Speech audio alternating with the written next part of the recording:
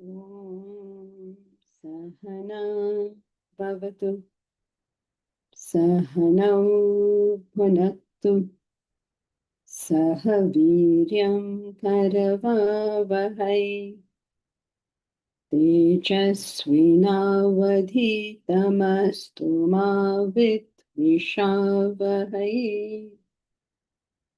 ॐ शान्ति शान्ति शान्तिः.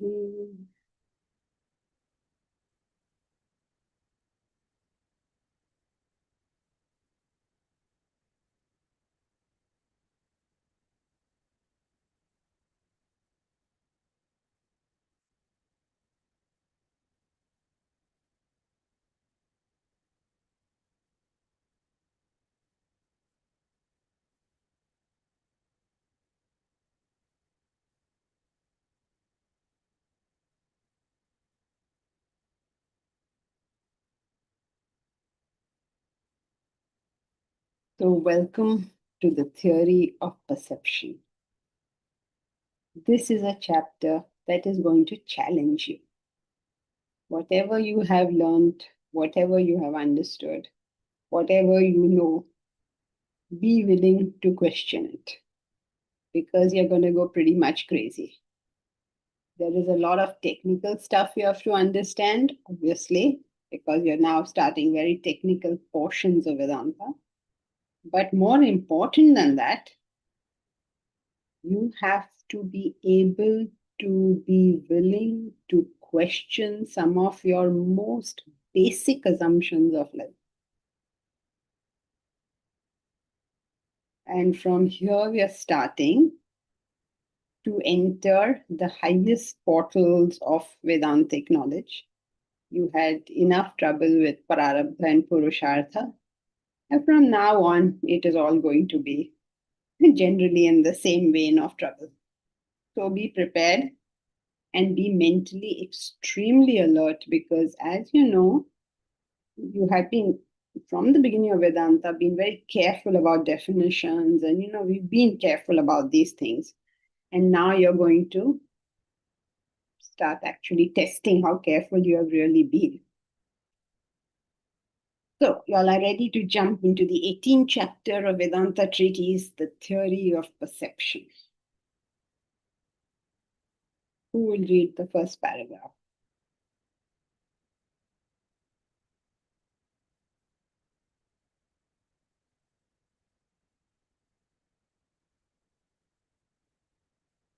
I can read. Please. Phenomenon of the world. What is the world like? What is its exact nature? Is the world what it appears to be to the senses? If the perception of the senses were to determine that, then whose senses are to do it? The senses of different beings interpret the world differently. Ants perceive the world in a particular way, while elephants do so in another way. And humans perceive it different from ants and elephants. Then whose senses are to be relied upon? Whose accepted as the standard? That of human, animal, or plant? Living beings view the world as children view their image in convex and concave mirrors. These mirrors produce ludicrous images. They appear long as pine trees or flat as pancakes. Thus, there are multifarious versions of the world. The question arises as to the exact nature of the world. What is right and what is wrong? It has provoked philosophers to investigate and reach distinct conclusions. They have laid down conflicting theories. Vedanta reconciles these divergent views and presents the Vedantic theory of perception. It needs to be carefully studied and reflected upon. So here they question that what exactly is the world? Is it defined by our senses? And if it is, then whose senses? That gives it an arbitrary nature. So to answer this and to reconcile this, Vedanta has provided the Vedantic theory of perception. Very good. Excellent. So, first paragraph only posits the question: what is this world? Now, you may think that we are going to solve it in this chapter. We are not going to. Whatever you learn over here in the next chapter, more peels of the onion will be removed. But this, if you don't pay attention here, whatever they're going to do in the future is going to get just a bag of confusion. It's going to be. So please pay attention. Do not miss things and say, okay, okay, okay, this way of listening to lectures, half there, half not there, ain't working from now on. Just ain't working. Like, okay, bartan bhi dho rahe hain, lecture bhi sun rahe hain. All this is not going to work from now on. Otherwise, you'll end up with such a massive bag of confusion, you won't know what to do with it. Okay, so now we are starting. What is the world like? What is the world? Seems so obvious. What is a silly question to ask? What is the world? Very clearly, it's very clear to you. You are in a class. You are in a room. You can see the colors of that room. There's maybe a sofa in your room or a bed in your room, a cupboard in your room. It's very clear, no?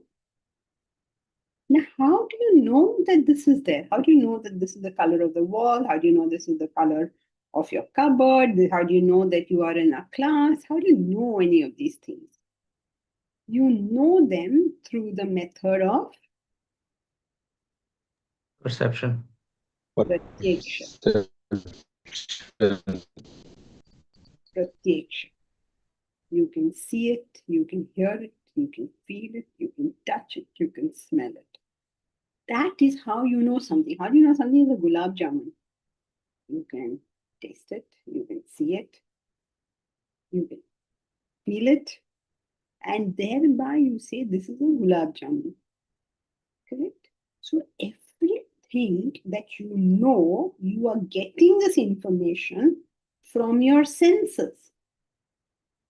However, all the creatures on this planet don't have the same senses. Bats have different senses. Even those who have the capacity of seeing don't see in the same range of light as we do.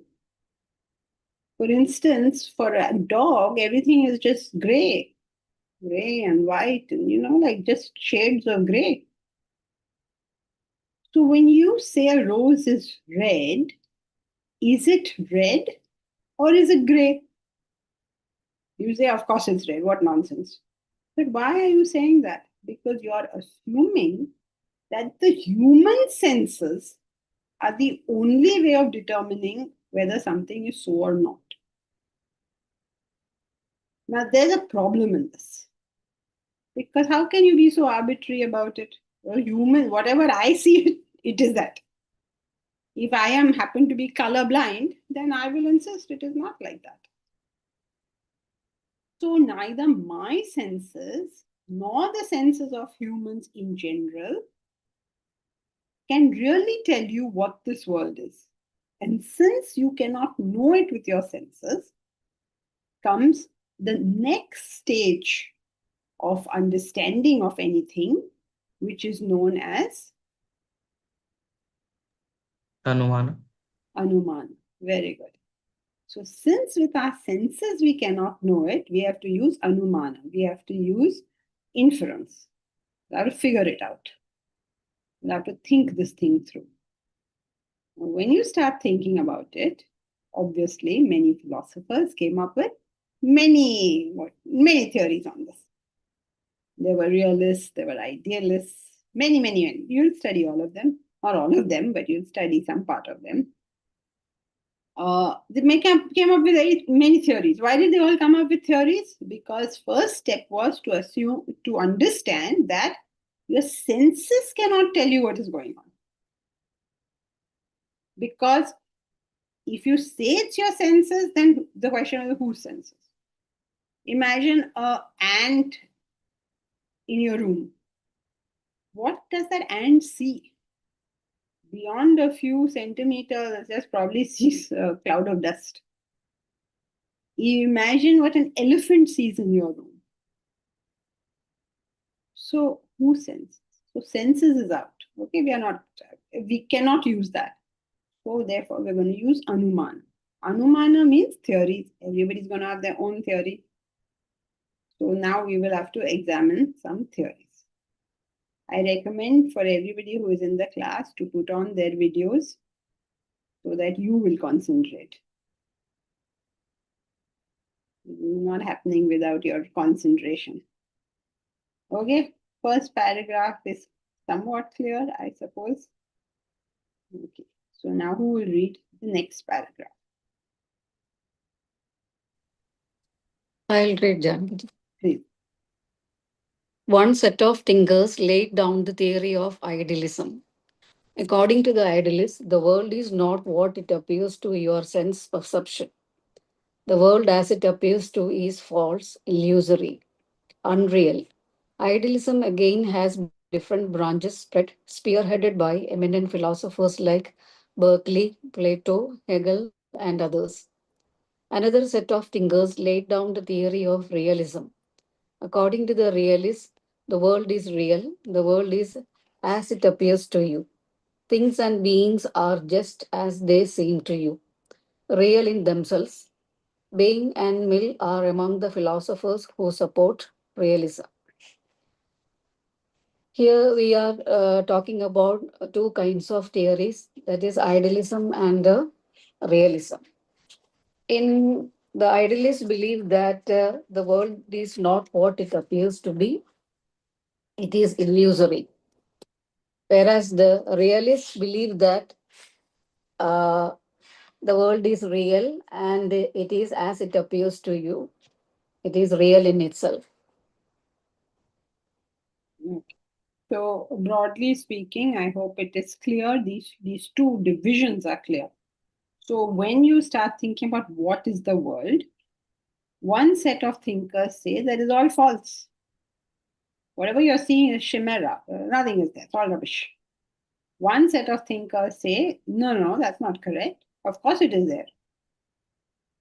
If you think it is chimera, try walking into a wall and see what happens to you. Okay, so there are two types of thinkers. One who says that the mind projects the world. Nowadays, I think, at least on social media, these kind of thinkers have got more, what shall I say, social acceptance. They say the world is all false. There's nothing there. It's all created by your mind. It's all what your mind says. And the other lot says, oh, it really? Put your hand in the fire and see what your mind says. So, two distinct kinds of thinkers. One who claim the world is false and merely a projection of your mind. The other who says, not at all, this world is very real. It is based in facts. It is based in hardcore realities. And the ones who say it's all the mind are the idealists, and the one who says that not at all, there's very much something here, are the realists. You may think that Vedanta is idealism. Very many people believe that Vedanta is a form of idealism. You are about to find out that Vedanta is not. Yes, Deepraj. I couldn't understand the realist position. So, do they say, okay, the perceptions, it is not what you think it is, but there is an underlying reality to it? Like, what is the realist position? We actually won't take it up now. We're going to do both positions in detail. Thank you. Right. Who will read? So clear, broadly speaking, I hope it's clear to everybody. There is a group of thinkers who think everything is the mind, and there are a group of thinkers who say, forget the mind. Everything is real, factual. Largely speaking, scientists are realists. They say, what are you talking about? I mean, it's generally speaking, okay? Artists and people like that usually tend to go towards idealism, and scientists and people like that, science-based people tend to go towards realism. Just broad, okay? Some people who think the world is real and some people who think it's all false. Most people believe Vedanta is part of idealism. Please note, it is not. We're going to learn all that soon. Hariom, ma'am, just one question. Idealism means that the world is all in our mind and it doesn't exist. That is what the definition. So nothing exists. No, why mind exists? You just Okay. said the world is in your mind, no? So that means mind exists. Okay, mind exists. Ma'am, it's very. Don't jump forward because these are difficult things. You see, in this chapter, you're going to have to nothing is going to be commonsensical like that. You'll have to just be willing to examine everything and then find out everything you examined was wrong. So that is the next step. But you're willing to examine at least. Okay, who will read the next? I'll read, ma'am. I'll read. Most people find it difficult to tune in to these abstruse speculative theories. They dismiss them as mere theoretical enunciations of little value. They do not realize that the theory plays an essential part in practical life, that all activity in the world is backed by thought. Vedanta provides you with the knowledge to explain the phenomena of the world with its theory of perception, a theory founded on the laws of science. So what Guruji has told is most people find that these are not practical and it cannot be used, but Vedanta is a scientific, Vedanta provides us with a scientific theory that is backed by science and it can be of use. Okay, it doesn't say it is backed by science, it is founded on the laws of science. Backed by science has a different meaning. Oh, okay, so all of you must be thinking, why are you breaking your heads on this? Tell us how to deal with our families. Tell me how to deal with my child. Tell me how to make money. Why am I interested in whether this world is real or not real? जो भी है सो है, तो मैं क्या करूं? So a lot of people feel no point studying this. Let's skip this chapter. You can't. The reason you cannot is because of a very, very fundamental thing in life, which is a good time to learn, that all that you do is based on a certain theory that you hold. You have a theory, and therefore you take the actions you take. Now, not talking about this chapter, I'm just making it practical. You have a theory that defense is the best that attack is the best form of defense. Okay, you think another country is doing something to your own country. What will you do? You will immediately raise arms, right? Because in your theory, attack is the best form of defense. But if your theory had been that it's no use fighting, I will do anything to avoid fight because I will get hurt and wounded, and then you will run away from that. So every action that you have taken based on a certain theory you hold.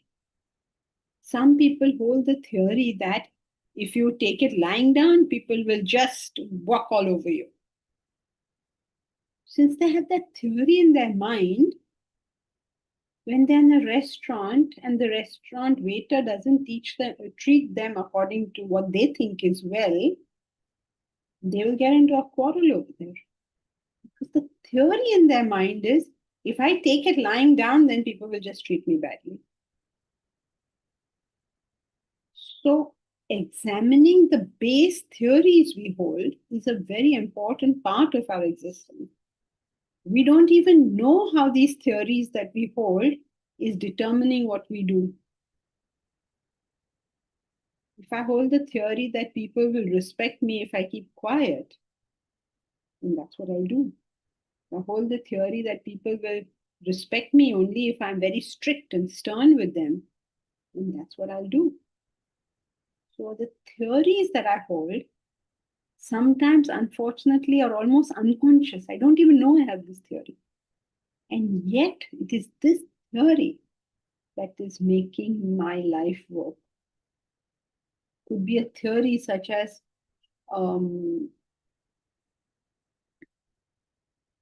very interesting. I heard a group in speaking, okay, and the next table I heard them speaking that Modi takes care of Advani, Ambani, and all that.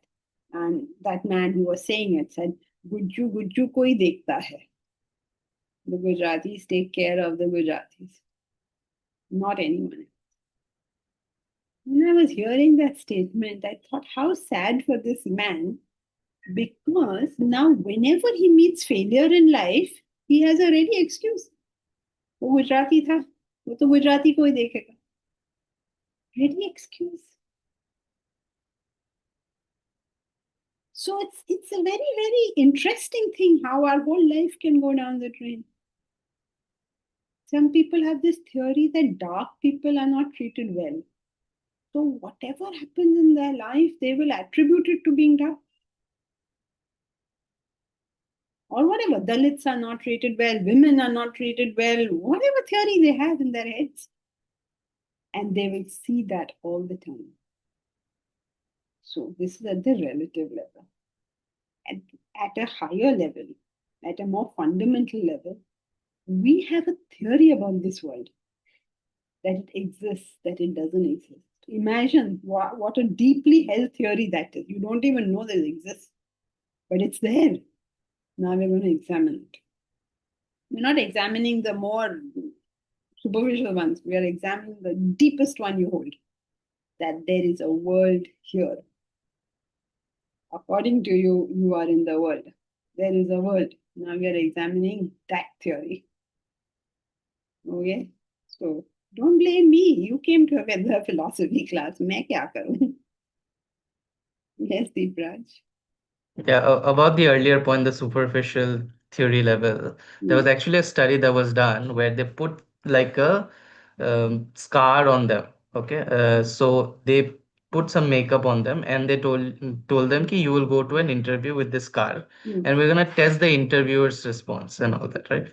So, but after they put on the scar, before they entered the interviewer, they sneakily actually removed their scar. And then but they didn't know that they had removed the scar. And when Who those didn't? yeah, the participant who was who had the scar put on, they Huh. didn't know that actually they removed the scar. So they thought that they had the scar when they entered the interview room. And Huh. after they exited the interview room, they actually said that they discriminated against me based on the scar that I had on my face. Very nice. Yes. Put that interview in, in the journal. You can use that thing. Very interesting. How our perceptions are determining our life. So now, okay, everybody is with us so far because y'all are going to say, I know y'all are going to say, okay, this chapter of Vedanta Treatise, I'll just skip. I don't want to learn. It's not teaching me how to live my life better. So why should I learn it? Please, it is teaching you how to live your life better. Every bit of Vedanta is just to do that. But now you have to first determine whether you have a life. So that's what we will do now. Whether living it better or worse, we will discuss. But first, do you have a life? Then who will read the next? And can I or? Yes, please. Before launching into the study of the theory of perception, the two terms commonly used, subject and object, need to be defined. In the context, the word subject means the perceiver, knower, experiencer. The object means that which is the perceived, known, and experienced. Take the example of perceiving a landscape. You are the perceiver and the landscape, the perceived. You are the knower, experience, and the landscape, the known, experienced. You are the subject, the landscape, the object. So here, Swamiji is saying that we are the subject and anything that is outside. Okay, I'll use the word landscape is the object. So that the basic definition is brought forth here. Yeah, but give the definition. Now you gave an example. Give a definition. Subject is us and landscape is the object. No, subject is the perceiver, knower, experiencer, Yes, while the object is the perceived, known experience. Okay. So I hope that is very clear. In the class today, please tell us what is the subject and what is the object. The subject is the individual. The object is the class. Very good. Right? So who is the subject is the knower. The one who knows is the subject. Please be very, very careful on definitions. Who is the subject? The subject is the knower, the experiencer, the perceiver. Who is the object? That which is experienced or known or whatever, perceived. Right? So these two words are hugely problematic. You think at the moment, Jayesh is also looking at me, what is problematic? It's easy enough. Subject is like perceiver or knower. It's very easy. An object is what is perceived, what is experienced. Very simple. You all feel like that. Please, I've warned you multiple times. This chapter needs concentration. So please stay with it. Do not change it. When he said you are the subject, that was a fill in the blanks. That was a Knower, Experiencer. experiencer. when he said you are the subject, that was an Definition. Example. very good, Omkar. That was an example. When he said that a landscape is the object, that was an Example. But example. Okay, don't get carried away. Who is the knower? Who is the subject? The knower, the experiencer, the perceiver. Who is the object? That which is known, that which is perceived, that which is experienced. Right? Do not make the example into the definition. Very, very important. That was just an example. I'm giving you so many warnings. I think you must be terrified of this chapter by now. It's really not so bad because Vedanta has a knack of making everything very easy. But you have to pay attention. That's a very important thing. So there is a subject. So when we are talking about this theory of perception, two of the most important words that we are going to be using are subject and object. This is a very important sort of pillar of this idea. Now, what is the subject and object? He will tell us a little further. Who will read? Dhara, you want to read? Sure. Here again, the concept of the subject varies. Western philosophers take the mind as the subject. Consider the mind to be the perceiver, knower, experiencer. Whereas Vedanta states the mind itself to be an object, known, experienced. You can conceive your mind, know it, experience it. It fits into the definition of an object, not subject. Anything perceived or conceived, known or experienced, ceases to be the subject in the true sense. Vedanta declares the inner self, Atman, to be the subject, to be the real perceiver, knower, experiencer. Hence, from the absolute point of view, the Atman is the subject and the mind the object, while in the relative sense, from a practical angle, the mind becomes the subject and the rest of the world the object. However, in the theories of perception discussed below, the mind is taken as the subject, perceiver, knower, experiencer, and what is perceived, known, experienced by the mind as the object. Okay, a lot of things in just one paragraph. In this paragraph, it has been said that the Western philosophers take mind as the subject, but although Vedanta considers mind to be an object and Atman to be the absolute subject, the only subject, which perceives, knows, or experiences things. But for practicality, it is like mind is taken or supposed to be the subject which knows everything, which perceives everything around, which experiences everything.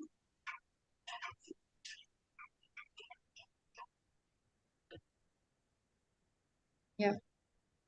I Okay, may good. not be able to No, you consolidate this don't. whole thing together. Okay, so try a little more. Very good. You've done very good so far. Now, can you just identify the one sentence in this paragraph that will consolidate the paragraph?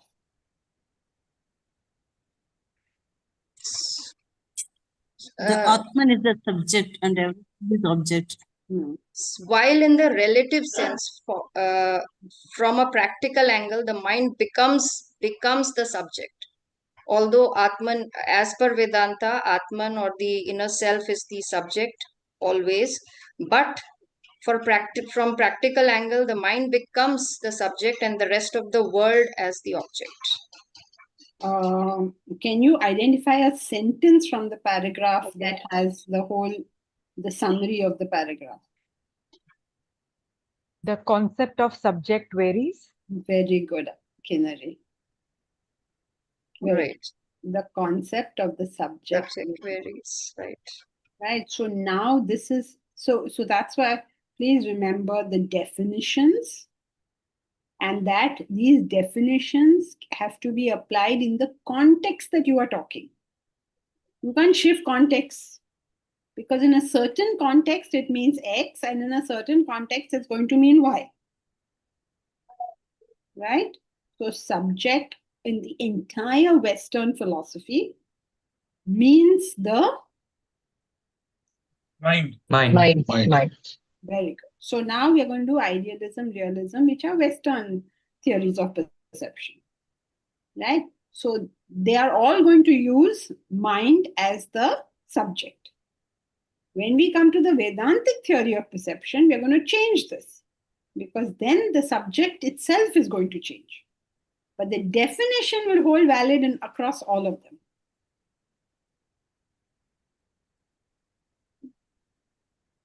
So I hope you are doing some philosophical studies now, instead of just using Vedanta as a methodology of doing psychology or something else. Psychology, some people use Vedanta for psychology, some people use Vedanta for management studies. Now please, time to use it for the philosophy it is meant to be. Right? Has anyone got any confusion in this terms of subject and object? Because please don't be confused in this. Just like you cannot be confused with mind and intellect, you cannot be confused with subject and object. Because if you get these things mixed up, then there's a confusion. Sorry. Atman is the subject and mind is the object according to Vedanta. Yes. Ma'am, this is Atman. How can it be a... We are the Atman. Okay. Sorry, I'm confused. I don't know. Atman is the true I, and mind we need to know. But Atman is bigger than mind. Right. All your sentences are correct so far. So I'm very... It's very confusing, ma'am. How can Atman be given subject when... Finish your sentence. When Atman is beyond everything, right? We have to know the Atman, right? Atman doesn't have to know the mind. That's my thing. Okay. Now think about your question again. Can you think of a way out of it? We are already the Atman. right? When there is a subject-object relationship, is there any rule given that the subject has to know the object? No. Then how does your question stay valid? Okay. There's no rule, right? There's nothing said that if the subject did not know something, then something. But Janki-ji, subject is an experiencer, right? This is all the problem you're going to have. So that is why, if you notice, he doesn't use it as in the word subject, he uses the word. See. Very good. Absolute subject. When you use the term absolute subject, what does it mean? This subject can never become an object.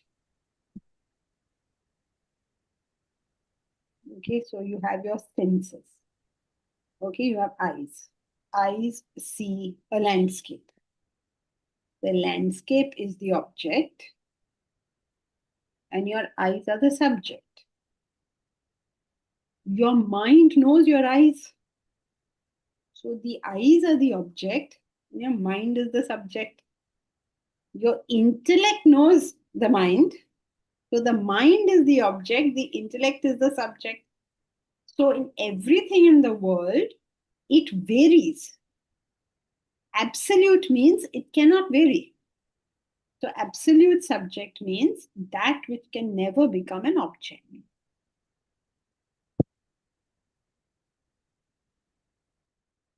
Anyway, that is going ahead of the text, so let's not go there. At the moment, we only have to understand that there is a subject, there is an object. There is an absolute subject. Subject for Western philosophers, and in the relative sense,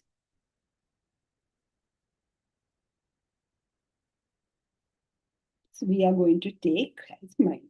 Okay. Janki, when they use mind, they mean mind and intellect, right? Well, Yeah, all thoughts. Yes, Mamita? So we are going to study the theory of perception, which is at the same as the Western level. Because yes, when we are studying theirs, it's at the Western level. no, the theory of perception, which we are going to study, Mm-hmm. takes the mind as the subject. No, when we are studying them, when we are studying Western philosophy. But it says here that in the theory of perception, the mind is the subject.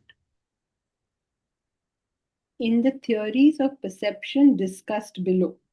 Yeah. Realism and idealism.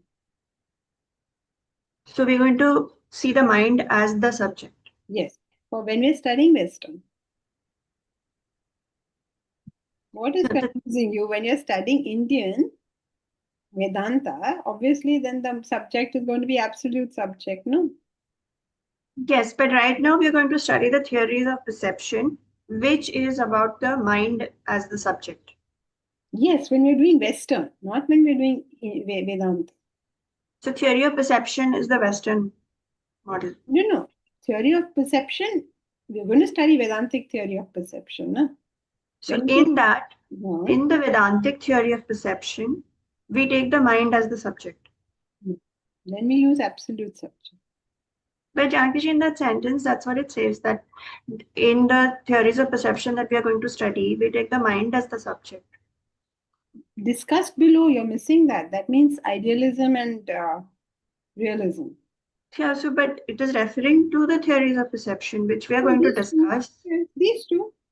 Yeah, and in that theory, the mind is the subject. We are not seeing the Atman as the subject in what we are going to discuss. If these two, I keep telling you that. I don't know why you're sticking on to this. That's the anyway, you see it as it comes. But that's the sentence. That's what I'm saying. The discussed below refers to realism and idealism. So both realism and idealism place the mind as the subject.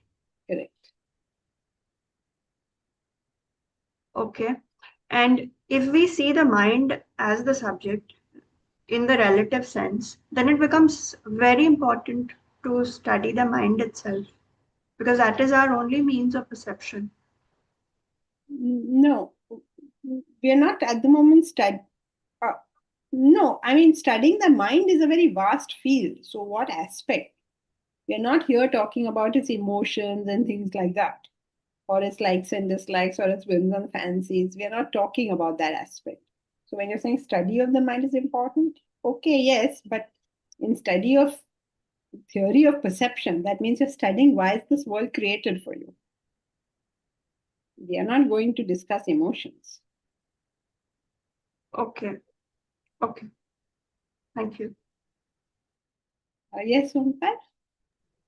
Did we not just discuss that realism is the Western and idealism is the Eastern? Or no? Western, and most people think Vedanta is idealism, which it is not. Okay. Okay, so what have we done so far? Let us just summarize this topic. Okay, who will summarize the topic?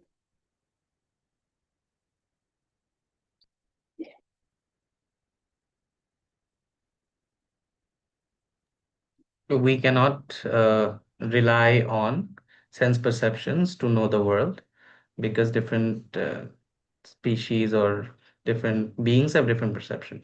Thus, we have to rely on the next method of knowing, which is anumana. And thus, we come up with different theories. The Westerners have come up with two theories, idealism and realism, and the Eastern people have come up with the Vedantic theory of perception. Say broadly, Yeah, broadly, because broadly, yeah. or 2000 So many, right? yeah.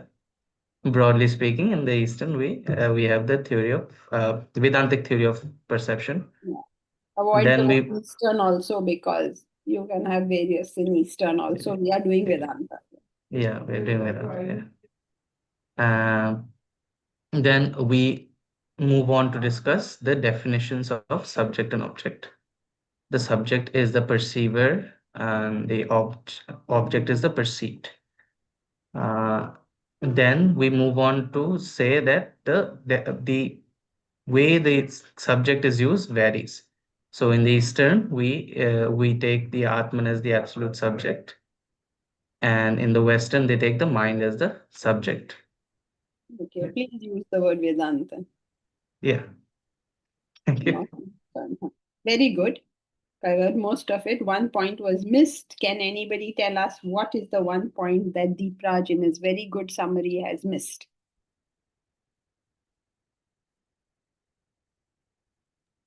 The Relative and absolute. absolute. Sorry, who was saying something? Dhara, what were you saying? The absolute subject can never become the object. Well, yeah, that's part of it. Part of the last point, which is that the use of the word subject varies. Yes, Right. Ganesh? Same thing, same thing. Same. Nobody else? Who? Janvi, subject and object can be changed. It can be changed. Yeah, that is the last point. No? The use of the word subject varies. And this is a good chance for everybody to learn how to say things in the briefest possible manner. For most of us, we need to say things a lot. And when I tell people, tell me quickly, they just speak faster. Don't speak faster. Just take a whole bunch of concepts that are floating around and make it into one sentence. Such as, what is this? The concept of the subject varies. Now, all these ideas fit into that one line, no? That sometimes when you use the word subject, it means this. Sometimes when you use the word subject, it means that. Now, what does the absolute subject mean? It means that it will never become the object. All of this fits into the use of the word subject varies. So, that precision of thought, see, while you're studying this subject, hopefully that precision of thought will come about. The only other subject that brings about this kind of precision of thought is mathematics, because you have to put it down to a few letters at least in maths. So we are a little more, what should I say, generous and allow the use of a line. But in maths, they can only use a symbol and a letter. So it's learn the skill. That's why you see Deepraj often gets it in a very short thing because he's a mathematics student. Anybody who's a mathematics student finds Vedanta reasonably, I can't say easy, but conquerable, let us say. So now 1 point he has missed. He has done a very good summary, but he has missed 1 point. Which is the 1 point he has missed? I think Jashi has written something in the chat.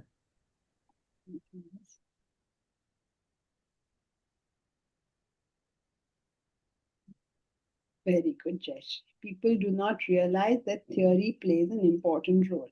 Very good, Jash. That's correct. That's the point that was missed out. Because everybody will say, why should we study this? Why should we study this? Because your life is based on this. This is the most fundamental thing on which your life is based. That is why you have to study it. The theories determine actions. And this is one of the most fundamental theory you have. So we have to study it. Right, very good, Jayashree. Very good, Deepraj and Jayashree. Right, so first subtopic clear. We are studying what is this world. We cannot rely on our senses because then we will have to understand whose senses we have to use as a yardstick. So therefore, what do? We propose theories. That is anumana or inference. Now you may say, why should we propose all these theories? Because these theories we already have in our head. We are only examining them. Because these theories are determining our life. Now, what is important in these theories for us to do? First and foremost, get our definitions correct. What are our definitions? Subject, object. What is the subject? The subject is the perceiver, the knower, the experiencer. This is called the subject. What is the object? That which is perceived, that which is known, that which is experienced. Now, the definition of this subject varies. Some philosophers will use it to mean the mind, and some people will use it to mean the absolute subject, which is the self. Westerners almost universally, Western philosophy almost universally uses subject to mean the mind. First topic clear? Now we'll go on to the next topic, which is idealism, which is the first theory we are studying. Remember what were the two theories? Idealism and realism. Idealism says it's all in your mind. And realism says not at all. It's all out there. This is broadly, I mean, a very, very short description of these two philosophies. Please understand that if you start studying these philosophies, you could probably do a PhD in them. So what we do is we just summarize it, make it very brief and try to get the essence of it. But there are many philosophers on both sides. Each of them have some kind of difference with each other and they permanently fight about it. Yes, Momita? Is materialism and spiritualism similar to realism and idealism? Realism being materialism? May or may not be. But broadly, probably, but may or may not be. But let's not take any other philosophies because as it is, this is going to be complicated affair. So when we say realism, we basically talk about matter, something that has like physical existence. That's what we are calling realism. We'll study no realism. We're going to study both these theories now. Okay. We'll first study idealism, then we'll go to realism. So let's study idealism. Who will read it? Somebody who has not read so far.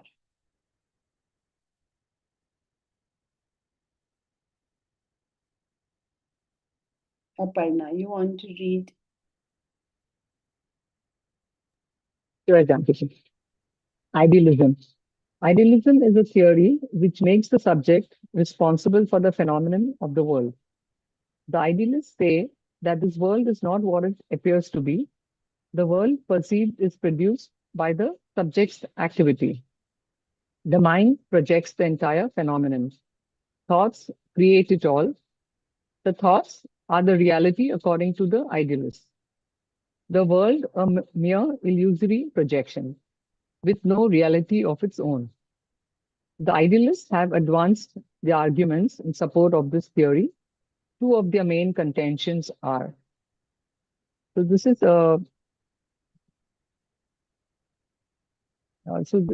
you're talking about the two theories. So this is the idealism, the theory which the idealists believe exists.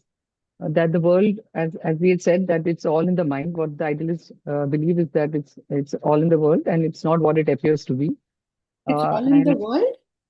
Sorry, it's all in the mind and not as it's perceived. That so the world is perceived as what's in the mind. So the world is just an illusory projection and it doesn't have its own reality. And they have put forth two arguments in support of this theory. Okay, very good. So what do we have here? We have idealism. What is the basic of idealism? That the subject is responsible for everything.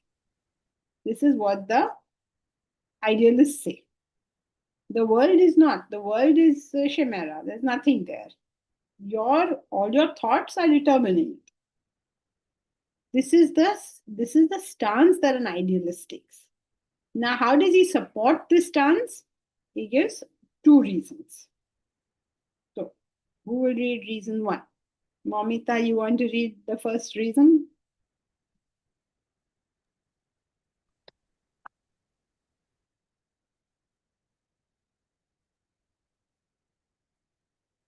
You're muted. Can you share the screen? I can't see it now.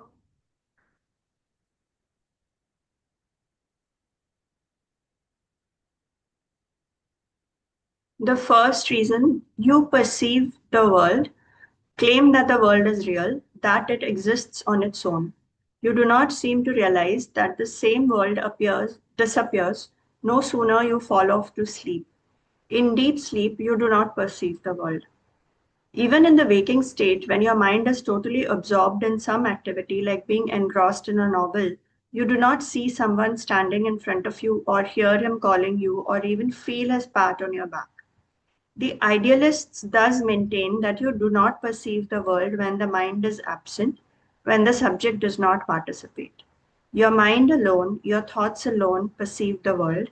Therefore, according to the idealists, the entire world is but a projection of your mind thoughts. Your senses, no doubt, perceive the world, but they cannot do so without the mind. No mind, no world. That is the idealist's law. So the first contention of the idealist is that we perceive the world, and the world that we perceive, we claim to be real. And otherwise, the objects of the world are not even noticed by us, except insofar as they claim the attention of our mind. So the world is only as real as our perception of it.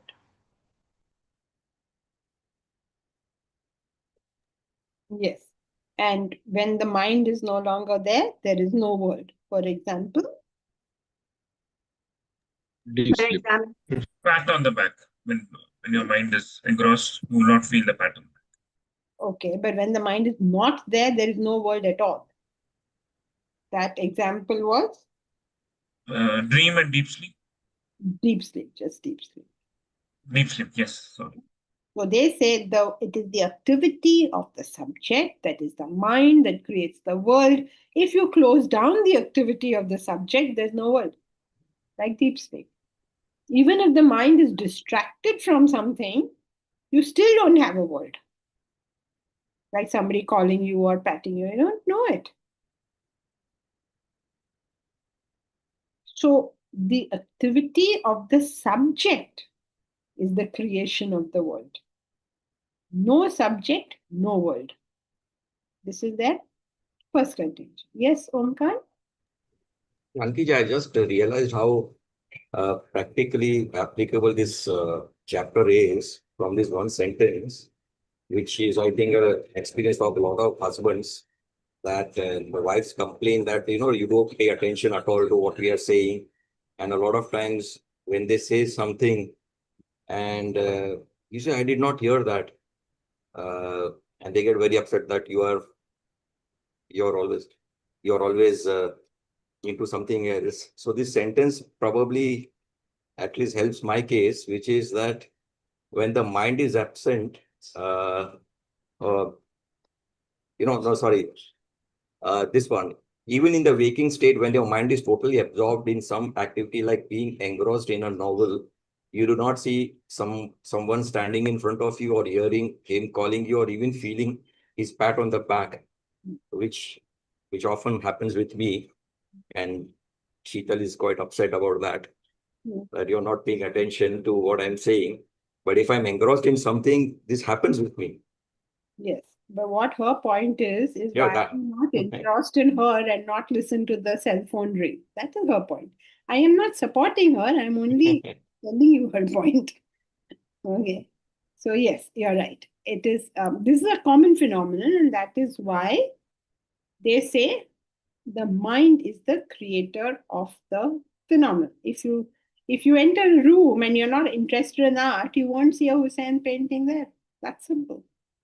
You simply won't see it. Somebody will tell you. We went recently to a place, there was a huge Raja Ravi Verma painting, like a huge one, 7 foot tall or something. And most people didn't know it was there. I told them, did you see that? They said, what painting? Where painting? Interesting. It's 7 foot painting.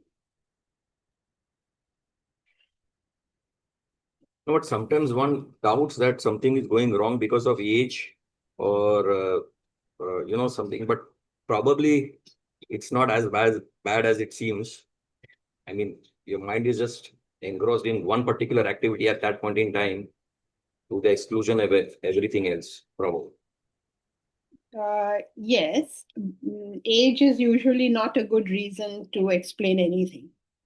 If your back is hurting when you are a 25-year-old, you will say, oh, what did I do? How did I pull it? What did I do? But if your back is hurting as a 75-year-old, then you'll say, oh, age is catching you. Why don't you have the same theory at 25 and at 75? Why don't you say, oh, what did I do wrong? What did I pull? Which exercise did I do? Or what exercise did I not do? So age is usually a good way of avoiding finding out what is really wrong. I'm old. That is a good enough excuse for all things. So you do not use that. Use instead, I think Dylan, right? Dylan says. Was it Dylan? Who was it? Fight against the fading of the light. Go not gently into the good night. Fight against the fading of the light. So you're right, Omkar. Don't use age as an excuse for anything. Now, all of these things are not what we are going to consider. Now we're going to just consider root theories.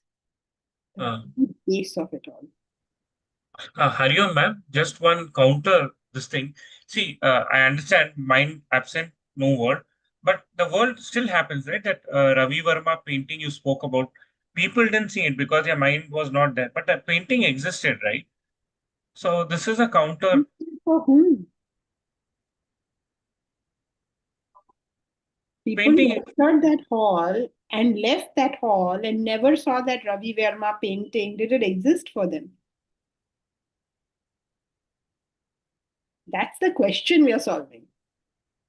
What is the sound of if a tree falls in a forest and there is no one to hear it? What is that sound? My only thing is tree fell, right? So that I feel. That okay, so you're going to realism. First understand idealism, then we will Okay. realism. Okay, so that's it for today. You can figure this much out, and I think you should have a group discussion. And please, when I say group discussion, everybody thinks that's an occasion to celebrate, go for a party, enjoy yourself. Since when did group discussion get such stepmotherly treatment? Whenever group discussion is announced, everybody is expected to give it the same importance that you give the class.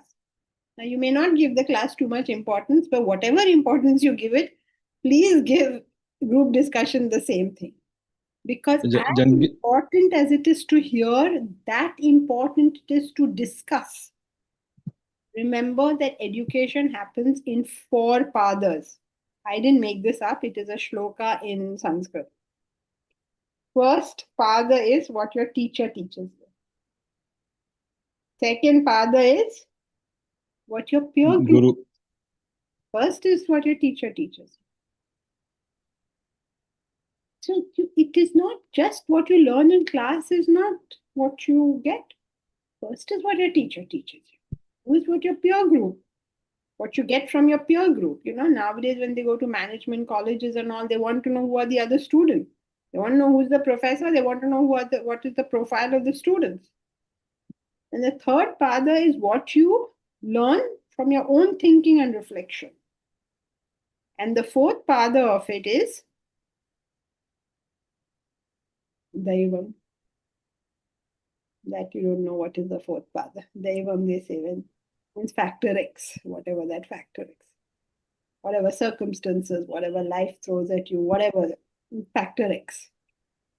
They just call it Daivam.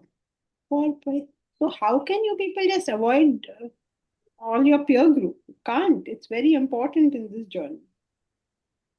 I think, Janki, one of the challenges with group discussions, I think, is that 97 or 98% of the times, whatever one comes up with an answer is almost never right or insufficient.